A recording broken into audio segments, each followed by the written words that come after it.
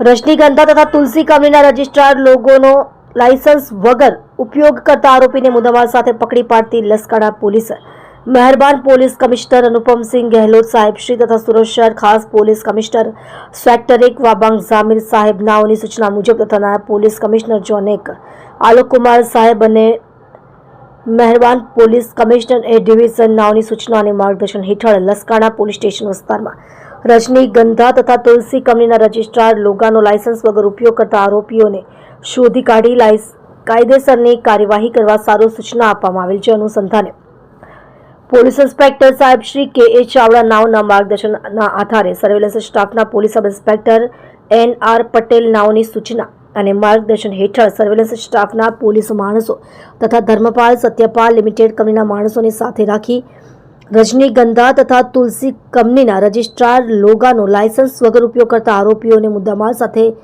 પકડી પાડી આરોપીની વિરુદ્ધ કાયદેસરની કાર્યવાહી કરેલ છે।